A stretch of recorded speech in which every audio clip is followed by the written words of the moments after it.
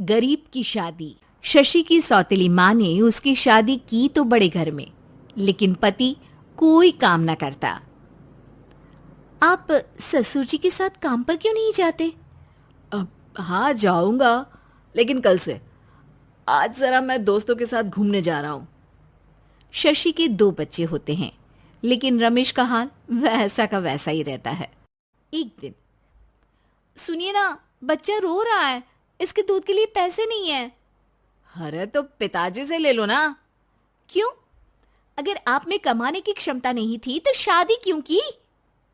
तभी घर आई बड़ी ननद बोल पड़ती है। आहा हा हा, तुम्हारी माँ को साफ साफ कह दिया था कि लड़का ना कमाता है ना कभी कमाएगा। हम चार चार बहनें हैं इसका ख्याल रखने के लिए, और पिताजी का इतना सारा पैसा, तुम्हें किस चीज की कमी रखी है? लेकिन थोड़े ही सालों में तकदीर बदल जाती है। शशि का ससुराल गरीब हो जाता है। सब बिकने के बाद शशि अपने पति, बच्चे और सास के साथ किराए के मकान में आ जाती है। मैं कोई नौकरी करना चाहती हूँ दीदी। अरे इतने बड़े घर की बहू थी शशि, तुम नौकरी करोगी? नहीं नहीं नहीं नहीं। नहीं करूंगी तो घर कैसे चलेगा? बच्चों को भी तो पालना है ना। तभी शशि का भाई आ जाता है। शशि, ये ले राशन का सामान, किसी भी तरह की कोई भी जरूरत हो तो बताना। भाई, अब मैं नौकरी करूंगी। देख बहन, वैसे तो मैं तेरे साथ हूं, लेकिन हाँ, मैं ये भी चाहता हूं कि तू अपने पैरों पर खड़ी हो जा।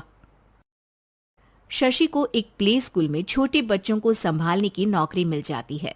एक दिन, शशि, मेरे स्कूल को अब तुम संभाल लो। मैं कुछ दिनों के लिए अपने बेटे के पास जा रही हूं। लेकिन प्ले स्कूल अकेले मैंने कभी नहीं संभाला है। अब ये सब मैं नहीं जानती। इतने महीनों में तूने जो देखा, बस पूरे आत्मविश्वास के साथ उसे करना। शशि नीलम के जाने के बाद पूरे 1 महीने उसका स्कूल अकेले संभालती है, और फिर एक दिन आता है जब वो अपना खुद का स्कूल भी खोल लेती है। वाह शशि, तुमने आज मेरा सर गर्व से ऊंचा कर दिया। तुम्हारा यही आत्मविश्वास तुम्हें बहुत आगे ले जाएगा। नीलम, बहुत आगे जाने की चाह नहीं है, बस ये छोटा सा स्कूल मेरे बच्चों की अच्छी शिक्षा में मेरी मदद करे, यही मैं चाहती हूँ।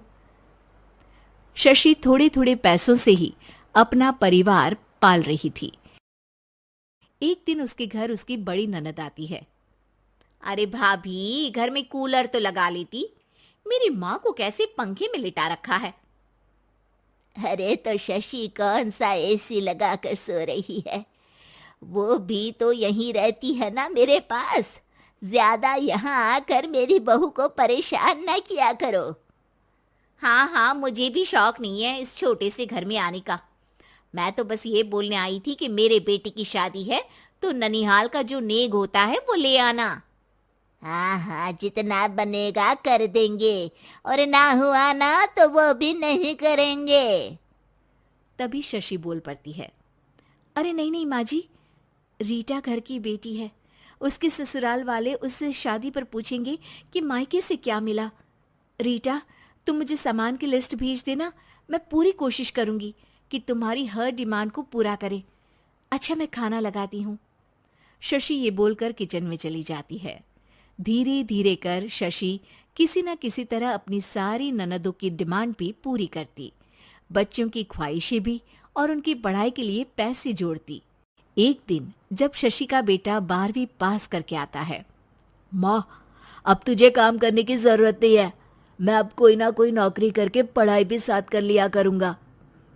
शशि को लगता है कि बेटा और आगे पढ़ाई करे, लेकिन वक्त की मार के कारण वो बेटे को काम के लिए हाँ कर देती है। अब बेटा एक बैंक में चपरासी बन जाता है।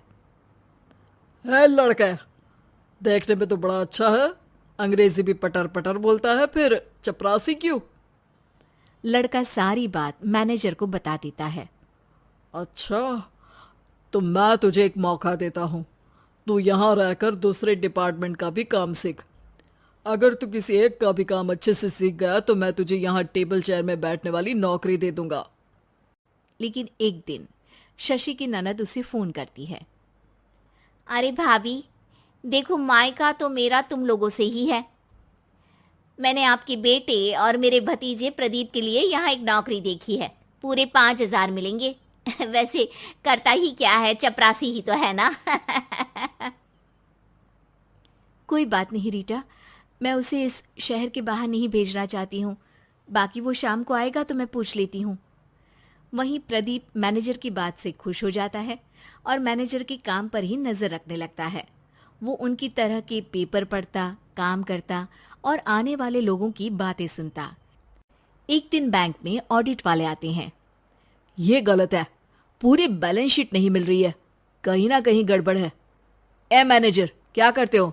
बैंक के पैसों का हिसाब सही नहीं है। मैनेजर के पसीने छूट जाते हैं। तभी प्रदीप वहां जाता है। अब क्या मैं ये बैलेंस शीट देख सकता हूँ? अरे बेटा मजाक नहीं, जाओ पानी लेकर आओ एक गिलास। प्रदीप मैनेजर को पानी लाकर देता है और फिर ऑडिटर से कहता है, देखिए सर, मैं आपको बता सकता हूँ कि कैसे बैलेंस शीट को आप लोग गलत तरीके से जोड़ रहे हैं। ऐसा बोलकर प्रदीप एक एक कर सारे डाउट क्लियर कर देता है। अरे हाँ, ये तो पॉइंट हमने देखे ही नहीं थे। गुड, कौन है ये बच्चा? तभी मैनेजर बोल पड़ता है, अब हमारे यहाँ अकाउंट में नया आया है। ऑडिटर के जाने के बाद, वाह प्रदीप, आज तो तुमने मेरी नौकरी बचा ली। और आपने भी तो मेरी नई नौकरी लगा दी, अकाउंटेंट की। बस फिर क्या था, प्रदीप ने एक बार जो सफलता की सीढ़ी चढ़ी, बस चढ़ता ही चला जाता है। फिर एक दिन शशि की ननद, अरे भाभी कैसी हो? घर को तो बड़ा ही सुंदर चमका रखा है। अरे बेटी, कैसे आना हुआ? तू तो इस छोटे से घर में आना भी नहीं चाहती थी। कोई खास काम है क्या? अब हाँ, वो माँ, मेरा जो मजला बेटा है ना, वो अकाउंट से पढ़ाई कर रहा है, तो प्रदीप से बोलकर उसकी भी कहीं अच्छी नौकरी लगा दो ना। सास और शशि समझ जाते हैं कि कैसे पैसे आते ही लोगों के बात करने के तरीके से लेकर रिश्ते निभाने तक में बदलाव आ जाता है।